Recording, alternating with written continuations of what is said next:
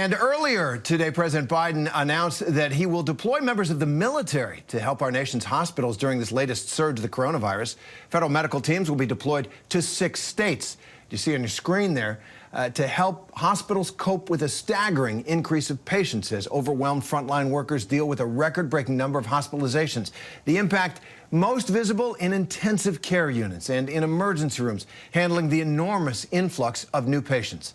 Today, the White House also announced the acquisition of around 500 million extra COVID testing kits, which means as of today, President Biden's administration is in the process of acquiring 1 billion tests. But is it too little, too late?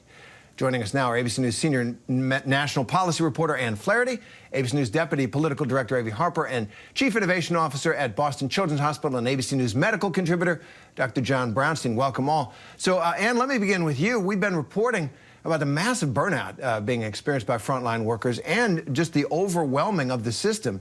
So the news today that even more military aid will be rendered sounds on paper like a good thing. Is it? Well, I think it's certainly needed. And, you know, health experts have been warning that this moment has been coming for weeks now. We've known about the Omicron variant since around Thanksgiving. And health experts have been sounding the alarms on this, saying that we were headed right for this moment. So, of course, the question on the Biden administration is, why are they acting now? What is taking so long? And when are we going to start to see these resources? When he's talking about masks and tests, certainly, you know, the big question is, why wasn't this addressed at the beginning of fall during the Delta variant when people were asking for more tests and masks? So I think that's certainly something that they've got to answer in the next couple of weeks. Yeah, that is a real question for all of us who are scrambling to find tests for ourselves, our kids, and others. So, Avery, how's the White House responded to that criticism?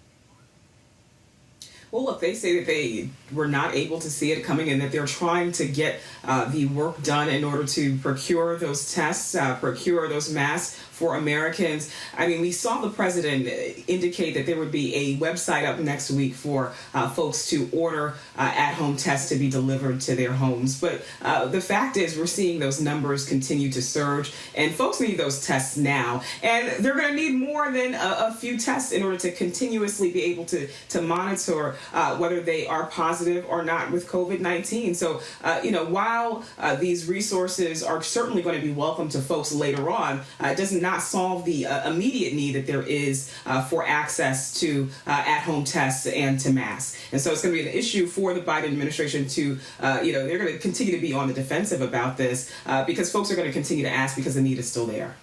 It does seem like, having been in office for a year with a lot of people talking about the need for testing in case some variant that was more infectious came through, they were caught a little flat-footed. But Dr. Brownstein, looking ahead now on this issue, 500 million additional testing kits acquired by the Biden administration.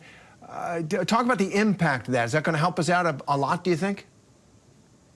I mean, I think it will. I mean, obviously, we have a delay to getting these tests in the middle of a surge, and we're already on the other side of that surge right now for many parts of the country. But we have to remember, rapid tests can play such an important role. They give us that immediate information that can help you decide whether you're potentially infectious, whether you should quarantine. They can help you out of isolation. And so these are incredible tools to help bring down transmission. Again, it may not help today as we're dealing with a surge, but in the coming weeks and potential new variants, that's what we have to really sort of hang our hats on. Now, it's really important for us to think about the fact that it's not just about a positive test, but how do we link that test to a prescription? We have these antivirals that hit the market. So it's not just about a test, it's what else can people do once they've been identified as positive. And of course, we have to make sure these tests are equitably distributed. We had that problem with vaccines. So what are we doing to make sure that everyone has equal access to these tests? You know, Doctor, one of the striking things about this wave, so many of us know people or have ourselves been infected with the Omicron variant.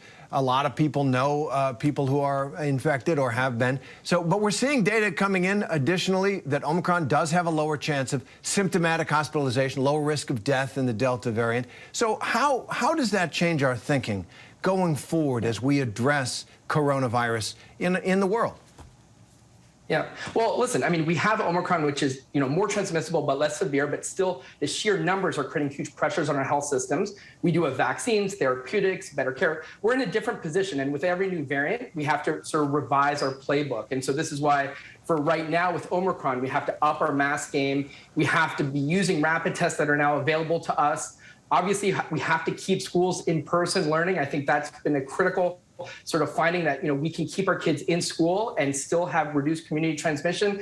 And then, of course, the push for vaccinations. I think that's consistent throughout all the variants. But we have to be flexible. As new variants come, we have to adapt that playbook.